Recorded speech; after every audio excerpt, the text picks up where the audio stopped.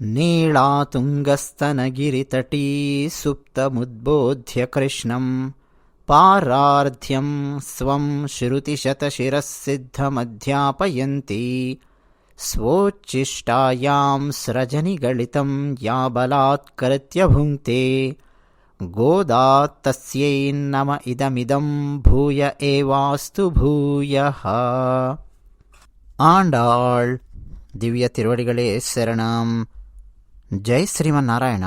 శ్రీమతే రామానుజాయ నమః. ప్రతిరోజు ఇతిహాసం ఛానల్లో ఎవరైతే ధనుర్మాసం పాశురాలను వీక్షిస్తూ ఉన్నారో వాళ్ళందరికీ ప్రత్యేకమైన ధన్యవాదాలు. అంతేకాదు, ఇతిహాసం ఛానల్లో ఎవరైతే ప్రతిరోజు కామెంట్ సెక్షన్లో కామెంట్స్ రాసి వాళ్ళ అభిప్రాయాలను మాతో పంచుకుంటూ ఉన్నారో, మేం కూడా ఈ వ్రతంలో పాలు పంచుకుంటూ ఉన్నాం అన్న విషయాన్ని వాళ్ళ కామెంట్స్ ద్వారా మాకు అర్థం చేస్తూ ఉన్నారో వాళ్ళందరి మీద ఆ లక్ష్మీనారాయణుల యొక్క కృపాకటాక్ష వీక్షణాలు ప్రసరించాలి అని మనస్ఫూర్తిగా ప్రార్థిస్తూ ఈనాటి పాశురం ఏంటో ముందుగా చూద్దామా. ఒరుత్తి మగనాయ్ పిరందు ఓరిరవిల్ ఒరుత్తి మగనాయ్ యొళిత్తు వళరా தரிக்கிலானா கித்தான் தீங்கு நினைந்த கருத்தை பிறைப்பித்து கஞ்சன் வைத்தில் நெருப்பென்ன நின்ற நெடுமாலே உன்னை அருத்தித்து வந்தோம் பறை தருத்தியாகில் திருத்தக்க செல்வமும் சேவகமும் யாம் பாடி வருத்தமும் தீருந்து మగిళిందేలోరెంబావాయ్. ఆండాళ్ దివ్య తిరువడిగళే శరణం. అదండి ఈనాటి పాశురము. అర్థం గనక ఒక్కసారి మనం చూస్తే, ఒక తల్లికి పుత్రునిగా పుట్టావు, అదే రాత్రి మరో తల్లి ఇంట చేరి అక్కడ కొడుకుగా రహస్యంగా పెరిగావు. ఒకానొక రాక్షసుడు సహించనివాడై నిన్ను భగ్నం చేయాలి అని ఎన్నెన్నో దురాలోచనలు చేశాడు. కాని ఆ దురాలోచనలన్నింటినీ భగ్నం చేసి అతని కడుపులో నిప్పులాగా నువ్వు నిలిచావు. అలాంటి ఓ శ్రీకృష్ణ, నిన్ను అర్థించడానికి మేమొచ్చాం. మా కోరిక నువ్వు తీర్చేట్టయితే కృష్ణ, ఆ శ్రీ మహాలక్ష్మి కూడా కోరదగిన నీ ఐశ్వర్యాన్ని, నీ శౌర్యాన్ని, సౌశీల్యాన్ని, ఇలా ఎన్నెన్నో లక్షణాలను మేం పాడి స్తుతించి నీకు దూరంగా ఉన్నందుకు మాకు ఇప్పటిదాకా కలిగిన దుఃఖం తొలగిపోయే విధంగా మేము నిన్ను స్తుతించి మేము సంతోషిస్తాము. ఇదండి పైపైన చూస్తే మనం ఈ పాశురం యొక్క అర్థము. ఒక్కొక్క పదానికి ముందుగా అర్థమేంటో చూద్దామా. ఒరుత్తి అంటే ఒక తల్లికి, మగనాయ్ పుత్రుడిగా, పిరందు జన్మించి, లేదా ఆ రోజు రాత్రి పుట్టిన రాత్రే జన్మించి, ఒరుత్తి అంటే ఇంకో తల్లికి, మగనాయ్ కొడుకుగా, ఒళిత్తువళరా రహస్యంగా పెరుగుతున్నటువంటి ఆ సమయంలో, తాన్ అంటే ఒక నీచుడు, ఒక దుర్మార్గుడు, ఒక రాక్షసుడు అని చెప్పి అర్థం. ఎవరా రాక్షసుడండి? ఎవరా రాక్షసుడు? కంజన్, కంసుడు ఆ రాక్షసుడు. అతని యొక్క కరుత్తై దురాలోచనను, పిరైపిత్ అంటే ఆ దురాలోచనను భగ్నం చేసి, వైట్రిల్ అంటే కడుపులో, నెరుప్పు అంటే నిప్పు, నెరుప్పు, నిన్రా అంటే నిలిచిన, నిప్పై నిలిచిన, నెడుమాలే సర్వాధికుడా ఓ శ్రీకృష్ణ ఉన్నాయి నిన్ను అరుత్తిత్తు వందోం అర్థించడం కోసం మేము నీ దగ్గరికి వచ్చాం అన్నట్టు. తరిక్కిలానాగి అని చెప్పి ఇంకో పదం ఉంది, అంటే సహించని వాడై అని చెప్పి అర్థము. తీంగ్ నినైందా అంటే కీడు తలపెట్టిన కంసుడు అని చెప్పి అర్థం. పరై తరుదియాగిల్ అంటే మా కోరికను తీర్చేట్టయితే. పరై అనే వాయిద్యము అని చెప్పి చెప్పుకున్నాం. పరై అంటే పరమపదం అని చెప్పి కూడా మనం చెప్పుకున్నాం. తిరుత్తక్క సెల్వమం అంటే శ్రీ మహాలక్ష్మి కూడా కోరదగినటువంటి నీ సంపదను, సేవకము అంటే నీ లక్షణాలను. ఏంటి లక్షణాలు? శౌర్యము, సౌశీల్యము. యాం మేము పాడి అంటే స్తుతించి, వరుత్తమం తీరుందు అంటే ఇన్ని రోజుల పాటు నీకు దూరంగా ఉన్నామే, ఆ దుఃఖం మొత్తం పోయే విధంగా మగిలింది, సంతోషిస్తాము అని చెప్పి అర్థం. ఇందులో అండి శ్రీకృష్ణ పరమాత్మ అడుగుతూ ఉన్నాడు, నా కోసం వచ్చానని చెప్పి చెప్తూ ఉన్నారమ్మా మీరు, మరో పక్కనేమో పరై కావాలి అని చెప్పి అడుగుతూ ఉన్నారు, ఏంటి ఏం కావాలి అని చెప్పి అడిగాడు కృష్ణుడు. అంటే గోపికలు, కృష్ణ మేము అడిగినది నువ్వు ఇవ్వాలి, కానీ మేము నిన్ను ఏమని చెప్పి అడగగలము, నువ్వు పరై ఇస్తాను అని చెప్పి అంటూ ఉన్నావు, తీసుకుంటాం. మోక్షం ఇస్తావా, తీసుకుంటాం. నువ్వేమిస్తే అది తీసుకుంటాం. అంతే తప్ప మేమేదో స్వతంత్రించి మేము నిర్ణయం తీసుకొని ఫలాంది కావాలి అని చెప్పి మేము అడిగితే నువ్వు ఇచ్చావు అని అయితే మేము అనుకోం. మొత్తం ఏమి ఇవ్వాలి ఏమి ఇవ్వకూడదన్నది పూర్తిగా నీ దగ్గరే ఉంది, కాబట్టి నువ్వేమిస్తే అది తీసుకుంటాం. ఆ సాక్షాత్తు శ్రీ మహాలక్ష్మి ఆమె కూడా అడిగేంతటి నీ సంపదను, నీ సౌశీల్యాన్ని, నీ శౌర్యాన్ని మేం గానం చేస్తాము అని గోపికలు చెప్తూ ఉన్నారు. కంసునికి సంబంధించిన ప్రస్తావన ఈ పాశురంలో వచ్చింది కాబట్టి కొన్ని విషయాలు మనం మాట్లాడుకుందామండి. కంసుడు దేవకి వసుదేవులకు వివాహం చేశాడు. ఆ తర్వాత దేవకిని ఆమె అత్తగారింటికి తీసుకొని వెళుతూ ఉంటే ఆకాశంలో అశరీరవాణి కంసుడిని హెచ్చరించడము, దేవకికి అష్టమ గర్భాన పుట్టబోయేవాడు నిన్ను చంపుతాడు అని హెచ్చరించడము, ఆ తర్వాత దేవకి వసుదేవులనిద్దరినీ తీసుకెళ్లి చెరసాలలో బంధించడము, ఇవన్నీ మనకు తెలిసినవే. ఎప్పుడైతే ఒక రాత్రి కృష్ణ పరమాత్మ పుట్టగానే ఆయనను తీసుకొని గోకులానికి వెళ్ళారో, యశోదామాత దగ్గరున్న చిన్న పాపను తీసుకొని వచ్చి దేవకీ మాత దగ్గర పడుకోబెట్టారో వసుదేవుడు, ఆ సమయంలో కంసునికి సమాచారం తెలుస్తుంది. దేవకికి పాప పుట్టింది అని చెప్పి అనుకుంటాడు, వస్తాడు, పైకి ఎగరేస్తాడు, చంపాలి అనుకుంటాడు పాపను. ఆ సమయంలో అష్టభుజాదేవిలాగా ఆ పాప ఆకాశంలో నిలబడి ఉంటుంది మాయ. ఒక్కసారి అలా చూస్తాడు కంసుడు భయంతో. హెచ్చరిస్తుంది, నిన్ను చంపాల్సినటువంటి వాడు పుట్టాడు, వేరే చోట పెరుగుతూ ఉన్నాడు, ఇక సిద్ధంగా ఉండరా చావడానికి అని హెచ్చరించి అంతర్ధానమైపోతుంది. ఇక అప్పటి నుంచి చూడాలండి కంసునికి మామూలుగా అశరీరవాణి చెప్పినప్పటి నుంచే గుండెల్లో గుబులు ప్రారంభమయ్యింది. దేవకికి పుట్టబోయే గర్భంలో, అంటే అష్టమ గర్భము, ఆ పిల్లవాడు నన్ను చంపబోతున్నాడు అన్న భయం లోపల ఉండేది. ఎప్పుడైతే 8 భుజాలు ఉన్నటువంటి దేవి ఆకాశంలో నిలబడి కంసుడిని హెచ్చరించిందో, ఇక నాటి నుంచి చూడాలండి ఈ పాశురంలో మనకేం చెప్పారు, నెరుపు నిప్పు, నిప్పై కంసుని యొక్క కడుపులో కణ మండుతూ ఉన్నాడు కృష్ణుడు. అసలు పుట్టినటువంటి వాడు ఎక్కడున్నాడో తెలియదు, ఆయన పేరు కృష్ణ అని కూడా తెలియదు, అసలేం తెలియదు కంసునికి. కానీ భయం కంసుణ్ణి అణువణువున దహించి వేస్తోంది. కంసుణ్ణి కృష్ణుడొచ్చి చంపడం ఒక ఎత్తు, అసలు చంపడం కంటే ముందే రోజులు నెలలు సంవత్సరాలు భయంతో గజ వణికిపోతూ చచ్చిపోయాడు కంసుడు. అదనమాట నెరుపు అని చెప్పి ప్రయోగించారు ఈ పాశురంలో. ఇక కంసుడు యోగమాయ హెచ్చరిక విని ఆ తర్వాత తన భవనానికి వెళ్ళిపోతాడు. ఎలాగో నిద్రపోతాడు, నిద్రపట్టదు. ఉదయం అందరినీ పిలిపిస్తాడు, తన మంత్రులను ఎవరెవరున్నారో అందరిని వచ్చి కూర్చోండి అని కూర్చోబెడతాడు, సభ పెడతాడు. ఇది జరిగింది.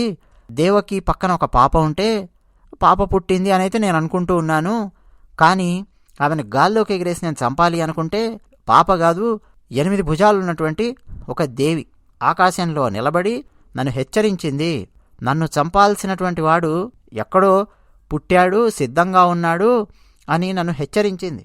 మరి ఏం చేయాలి అంటాడు కంసుడు. ఇక పక్కనున్న మంత్రులందరూ సలహాలు, మహారాజా నిన్ననే కదా దేవకికి బాబో పాపను ఎవరో పుట్టింది, ఏదో జరిగింది, మార్చారా, మాయమయ్యిందా, దేవతలు తీసుకెళ్ళి పెట్టారు, అసలు మనకేం తెలియదు. కానీ దేవకి గర్భాననే ఆ పిల్లవాడు జన్మించాడు అన్నదైతే మాకు అర్థమవుతోంది. చుట్టుపక్కల ఉన్న పట్టణాలు, గొల్ల పల్లెలు, గ్రామాలు మొత్తం వెతికి పసిపాపలు ఎవరు ఎక్కడ పుట్టినా సరే వాళ్ళను వధించి వస్తాం, మమ్మల్ని ఆజ్ఞాపించండి అంటారు. మరికొంతమంది ఏం చెప్తారంటే, మహారాజా నీ దెబ్బలకు భయపడి దేవతలు ఎక్కడెక్కడికి వెళ్ళిపోయారో, ఎక్కడ తలదాచుకున్నారో, శివుణ్ణి ఆశ్రయించారేమో, బ్రహ్మ కాళ్ళు పట్టుకున్నారేమో, లేదు విష్ణువు దగ్గరికి వెళ్ళి సేవిస్తున్నారేమో. అది కాకపోతే మునుల్లాగా మారిపోయి మునివృత్తి స్వీకరించి నిరాశతో ఏం చేయాలో అర్థం కాక అడవుల మధ్యలో ఉండిపోయారేమో. మనం వెళ్ళి ఆ దేవతలను వెతకడం మంచిది. వాళ్లే ఏదో గూడుపుటాణి చేస్తున్నారు నిన్ను చంపడానికి. దేవతలను వెతికి వెతికి చితగ్గొట్టాలి మనమని కొంతమంది మహారాజా శత్రువులు మన చేత దెబ్బతిన్నారు కదా అని మనం అలా ఇంకైపోయిందిలే, నాకు శత్రువులే ఎవరూ లేరు అని చెప్పి తిరగకూడదు. ధైర్యంగా శత్రువులు ఎన్నెన్నో వేషాలతో ఏదో ఒక రూపంలో వచ్చే అవకాశం ఉంది. శత్రువులు చచ్చిపోయేంత వరకు వాళ్లను మనం మర్చిపోకూడదు అంటున్నారు, అంటే దేవతల గురించి. అలాగే మరికొంతమంది చెప్పారు, శత్రువు చిన్నవాడా పెద్దవాడా అవన్నీ అనవసరం మహారాజా, మొగ్గలోనే తుంచేయడం మంచిది, చంపేయాలి చిన్నపిల్లలందరినీ అని కొంతమంది ఏం చెప్పారంటే, కంస మహారాజా ఈ దేవతలందరికీ ఎవరు శరణ్యం, ఎవరు ముఖ్యుడు ఈ దేవతలకు? శ్రీ మహావిష్ణువు. ఆయన ఎక్కడుంటాడు? ఎక్కడా? ధర్మం ఎక్కడుంటుందో అక్కడుంటాడు శ్రీ మహావిష్ణువు. శ్రీ మహావిష్ణువును సంహరించాలంటే సరాసరి మనం సంహరించలేము. శ్రీ మహావిష్ణువుని కనుక మనం సంహరించామా ఇక దేవతలు ఒక్కరు కూడా పత్తా ఉండరు, ఒక్కరు కనిపించరు, తలో దిక్కు పారిపోతారు. ఇక మన జోలికి కాదు కదా, అసలు వాళ్ళ పేరే వినిపించదు. అంటే శ్రీ మహావిష్ణువుని మనం సంహరించాలి. ఎలా సంహరించాలి? సరాసరి మనకు దొరకడు. అసలు ఆయన శరీరం దొరకాలి కదా సంహరించాలంటే, దొరకడు. ఆయన శరీరము ఒక్కచోట దొరకదు మనకు, విస్తరించి ఉంటుంది ఆయన శరీరం. అక్కడ కొంచెం ఇక్కడ కొంచెం అక్కడ కొంచెం ఇక్కడ కొంచెం ఉంటుంది. లేదు అతనికి ఎన్నో శరీరాలు ఉన్నాయని కూడా మనం అర్థం చేసుకోవచ్చు. ఒకటే శరీరము ఎన్నెన్నో శరీరాలుగా శ్రీ మహావిష్ణువు కలిగి ఉంటాడు. ఎలాగో తెలుసా? గోవులలో శ్రీ మహావిష్ణువు ఉంటాడు. గోవులను గనక మనం బాధించి హింసించామా శ్రీ మహావిష్ణువు శరీరాన్ని మనం బాధించినట్టే. బ్రాహ్మణులను పట్టుకొని మనము హింసించి బాధించి సంహరించామా శ్రీ మహావిష్ణువుని బాధించినట్టే.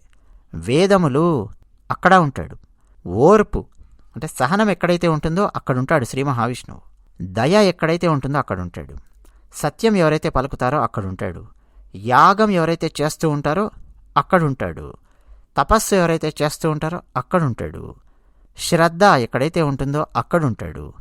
దమము ఎక్కడైతే ఉంటుందో అక్కడుంటాడు. అంటే దమము అంటే ఇంద్రియ నిగ్రహములు కలిగి ఉన్న వాళ్ళు ఎక్కడైతే ఉన్నారో అక్కడుంటాడు. శాంతి ఎక్కడైతే ఉంటుందో అక్కడుంటాడు. ఇవన్నీ శ్రీ మహావిష్ణువుకు శరీరాలే. అసలు వీటన్నింటినీ గనక మనం అంతం చేసి పారేస్తామా ఇక శ్రీ మహావిష్ణువుకు ఎక్కడుండాలో అర్థంగాక నిలువ నీడలేక కృంగి కృషించి నశించిపోతాడు శ్రీ మహావిష్ణువో. అలా మనం మట్టుబెట్టాలి అన్నారు. ఇక కొంతమంది లేచి అవును చంపుదుమే నిలింపులను జంకెల రంకెల తాపసావళిన్ బంపుదుమే కృతాంతకుని పాలికి గ్రేపుల తోడ గోవులం ద్రుంపుదుమే ధరామరుల దోలుదుమే నిగమంబులన్ విదారింపుదుమే వసుంధర హరింపుదుమే జననాథ పంపుమా అన్నారు. ఉత్పలమాల ఛందస్సులో ఉంటుందండి. పోతన గారు రచించినటువంటి భాగవతంలోని పద్యం ఇప్పుడు మనం చెప్పుకున్నది. ఏమిటి అర్థం అంటే, మహారాజా దేవతలను వెతికి చంపమంటావా? తపస్సు చేసుకునే మునులను అత్యంత భయంకరమైన గర్జనలతో కృతాంతకుడు అంటే యముడండి, యముని దగ్గరికి పంపించమంటావా మునులను? దూడలతో సహా గోమాతలను తీసుకొనొచ్చి నరికిపారేయమంటావా? బ్రాహ్మణులను తరిమి ఉరికించి కొట్టమంటావా? లేకపోతే వేదాలకు సంబంధించిన ప్రతులు ఏమన్నా ఉన్నాయనుకోండి, తాటాకుల మీద ఎక్కడో ఉండొచ్చు కదా, చింపేయమంటావా? వేదం ఎవరైతే చదువుతున్నారో వాళ్ళని చంపేయమంటావా? భూమినే మొత్తం ఒక చుట్టలాగా చుట్టి తీసుకొచ్చి నీ దగ్గర పడేయమంటావా? చెప్పు మహారాజా, ఏం చేయమంటావు? ఆజ్ఞాపించు అని అక్కడున్న వాళ్ళందరూ మాట్లాడారు. కంసుడండి తన మంత్రుల ఆలోచనలు మొత్తం విని పూర్తిగా వాళ్లకు వశమైపోయాడు, వాళ్ల ప్రభావంలో పడిపోయాడు. బ్రాహ్మణులను బాధించడం తప్పు అన్న విషయాన్ని కంసుడు ఆలోచించలేదు అంటారు పోతనామాచ్యుల వారు. బ్రాహ్మణులను రక్షించడం అన్నదండి రాజు బాధ్యత. చాలా సందర్భాలలో మనం చూడొచ్చు, గోవులు బ్రాహ్మణులు అన్న పదాలు మనకు చాలా సందర్భాల్లో వినిపిస్తుంటాయి. ఏమిటి? బ్రాహ్మణుడు అంటే బ్రహ్మజ్ఞానం కలిగిన వాడు అని చెప్పి అర్థము. ఏం చేసేవాళ్ళు? వాళ్ళు ఇంద్రియ నిగ్రహంతో తపస్సులు చేసుకుంటూ యజ్ఞయాగాదులు చేస్తూ పరమాత్మను అర్చిస్తూ లోకక్షేమం కోసం యజ్ఞయాగాదులు చేస్తూ లోకక్షేమం కోసం సంధ్యావందనాదులు ఆచరిస్తూ లోకక్షేమం కోసం అగ్నిహోత్రం చేస్తూ లోకక్షేమం కోసం పాటుపడుతూ ఇదే అన్నమాట వాళ్ళు జీవించే విధానం. డబ్బులు సంపాదిద్దామా, డబ్బు వెనకేద్దామా, కీర్తి ప్రతిష్టలు సంపాదిద్దామా, ఇవన్నీ కాదు. లోకక్షేమం కోసమే వాళ్ళ యొక్క నిత్యకర్మానుష్ఠానం ఉండేది. అలా బ్రాహ్మణులు జీవిస్తూ ఉంటారు. ఇప్పుడు వాళ్ళ యజ్ఞయాగాదుల కోసం కావచ్చు, వాళ్ళు జీవించడం కోసం కావచ్చు, కాస్తో కూస్తో ఒక చిన్న పొలమో ఓ ఇల్లో వాళ్ళకు కావాల్సినవేవో సమకూర్చారనుకోండి.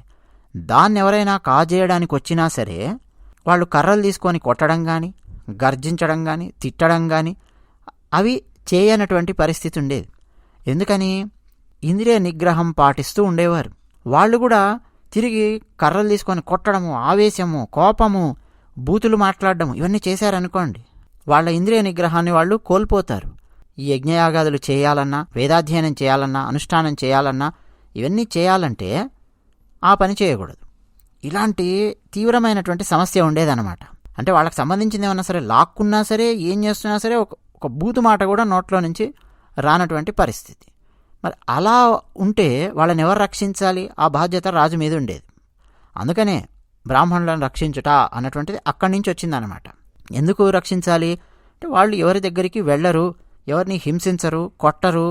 మాటలు మాట్లాడేటప్పుడు కూడా ఇళ్లలో అలాంటి ట్రైనింగ్ ఉండేదన్నమాట. ఒరే ఈ బూతులు మాట్లాడదు, ఇలా మాట్లాడదు, అవి మాట్లాడొద్దు. ఎంత కోపం వచ్చినా కానీ ఒరే వెధవా, ఒరే శుంఠ, ఇక్కడ దాకా మాట్లాడతారు తప్ప ఇక అంతకు మించి వెళ్ళరు. అలాంటి ట్రైనింగ్ అనేది ఉంటుంది. ఇప్పుడు కలియుగంలో ఎలా ఉంది ఏమిటి అని చెప్పి నన్ను అడక్కండి. ఇప్పుడున్నటువంటి పరిస్థితులు, బ్రిటిషర్స్ పరిపాలన, వర్ణ వ్యవస్థ అనేది వేరే రూపంలోకి మారింది. అంటే వృత్తులు చేసుకుంటూ జీవిస్తూ ఉన్నటువంటి సమాజం కాస్త మరో రూపంలోకి మారింది. మనం చూస్తూ ఉన్నాం. ఒకప్పుడు వృత్తి ఆధారిత సమాజం ఉండేది, ఇప్పుడు ఆ విధమైనటువంటి సమాజం లేదు. కాబట్టి ఇప్పుడు నేను చెప్తున్నది ఎప్పుడు అనంటే ద్వాపర యుగంలో, ఆ సమయంలో ఎలా ఉంది అన్నది చెప్తూ ఉన్నాను. కలియుగంలో కూడా ఉండేదండి. మన దగ్గరికి వేరే వేరే దుండగాలు అవన్నీ వేరే వేరే దేశాల నుంచి మన భారతదేశం లోపలికి ప్రవేశించక ముందు వరకు కూడా వర్ణాశ్రమ ధర్మాలు పాటిస్తూ వృత్తి ఆధారిత సమాజము, గ్రామీణ జీవనము ప్రశాంతంగా జీవిస్తూ ఆ విధంగా ఉండేవారు. ఆ సిస్టమ్ మొత్తము దెబ్బతిన్నది అందామా, మరో రూపంలోకి మారింది అందాంలేండి. మరో రూపంలోకి మారిపోయింది సిస్టమ్ మొత్తం. కాబట్టి ఇప్పుడున్నటువంటి సిస్టమ్ను మనం చూడాలి అనంటే రకరకాల మార్పులు చేర్పులతో ఈనాటి కాలానికి తగినట్టుగా చూడాల్సినటువంటి పరిస్థితి ఉంది. అయితే ఇప్పుడు ఏం చేశారు అంటే బ్రాహ్మణులు సాధు జీవనాన్ని గడుపుతూ ఉంటారు, యజ్ఞయాగాదులు చేస్తూ ఉంటారు, పల్లెత్తు మాట అనరు, ప్రశాంతంగా అహింసతో జీవిస్తూ ఉంటారు. మరి వాళ్ళని ఎవరు రక్షించాలి? రాజు యొక్క ధర్మం వాళ్ళను రక్షించడం అన్నది. ఇప్పుడు రాజే వాళ్ళను బాధించడం మొదలు పెట్టాడు అనుకోండి, ఇంకేంటి పరిస్థితి? మన దగ్గర కూడా ఉన్నారండి రకరకాల పార్టీలు, రకరకాల ముఖ్యమంత్రులు, వీళ్ళందరూ మారినప్పుడు ముఖ్యంగా ఆలయాలలో పనిచేసే పూజారులను, అంటే అర్చక వ్యవస్థను నిర్వీర్యం చేయడం కోసం అర్చకులను టార్గెట్ చేసి మరీ అర్చకులను ఉక్కుపాదాలతో తొక్కిపారేసినటువంటి వాళ్ళు ఉన్నారు. రాజకీయంగా రకరకాల మార్పులు చేర్పులు, జీవోలు తీసుకొచ్చారు, ఏమిటేమిటో చేశారు తెలుసునా.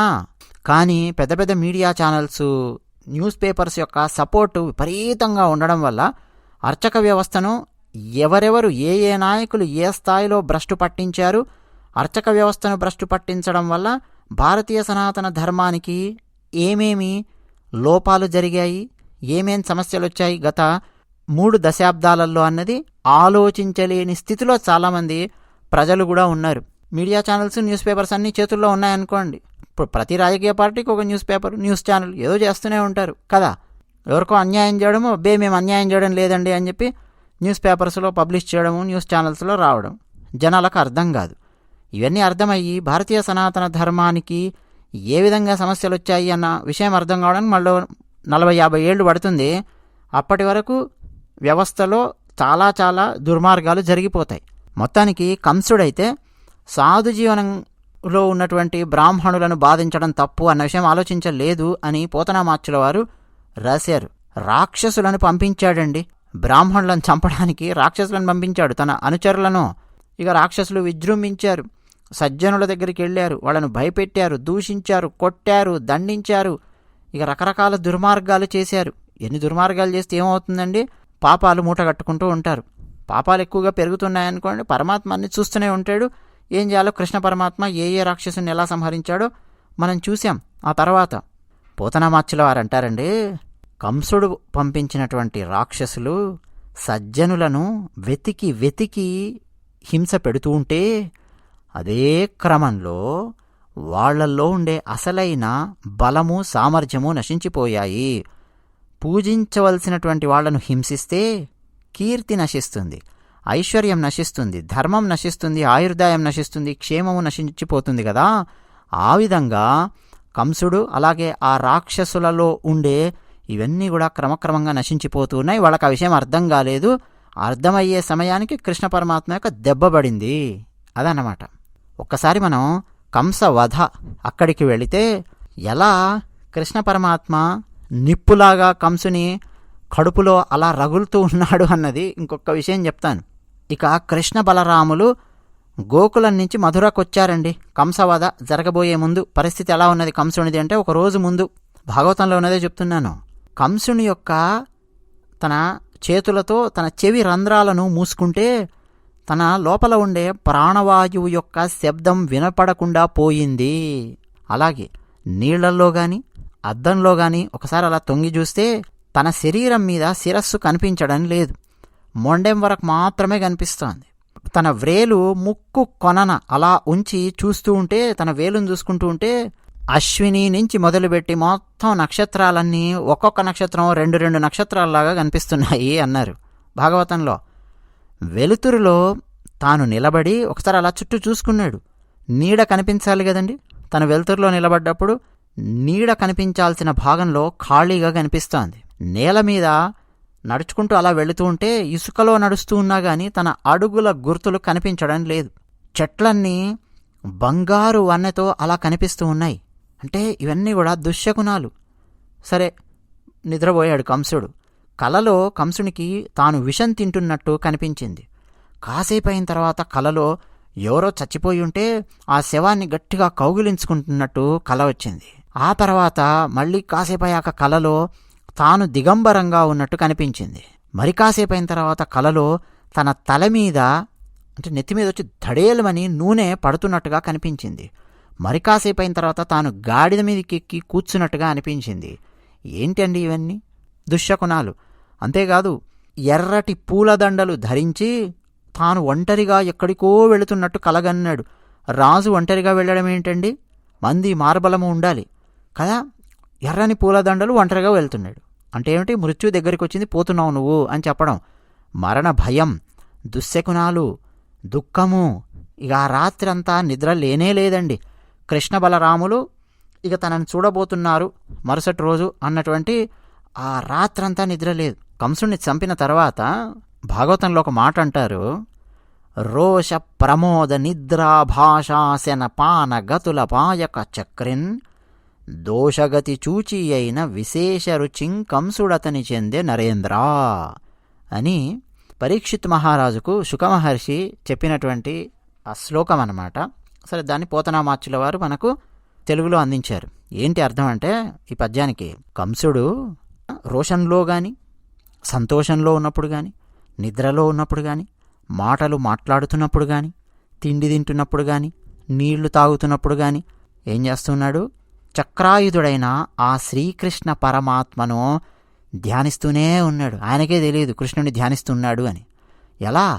ద్వేషబుద్ధితో, దోషబుద్ధితో అయినా సరే కృష్ణుని వదలకుండా అలాగే పట్టుకున్నాడు కంసుడు. కృష్ణుని గురించే తలచి తలచి తలచి తలచి తలచి తలచి ఇప్పుడు భగవంతుని చేతుల్లో సంహరింపబడడం వల్ల భగవంతుణ్ణే పొంది ఉత్తమ గతికి వెళ్ళాడు కంసుడు అన్నారు.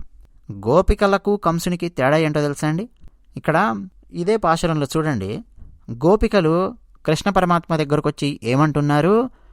మేము పాడి యాం పాడి వరుత్తమం తీరిందు, నీకు మేం దూరంగా ఉన్నామే అన్న దుఃఖం తొలగిపోగా నీ గురించి మేము పాడి పాడి పాడి ఆనందిస్తాము కృష్ణ.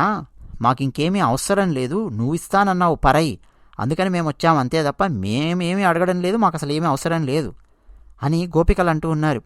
నిరంతరం గోపికల హృదయాలలో తింటున్నా, తాగుతున్నా, నడుస్తున్నా, మాట్లాడుతున్నా గోపికల హృదయాలలో, ఆ గోపికల మధ్యలో శ్రీకృష్ణ పరమాత్మ ఉన్నట్టుగా వాళ్ళు భావిస్తూ ఉంటారు.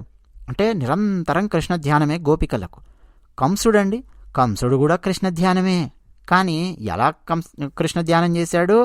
ద్వేషంతో, దోషంతో కృష్ణుడి గురించి నిరంతరము భయంతో ఆలోచించడం మొదలుపెట్టాడు.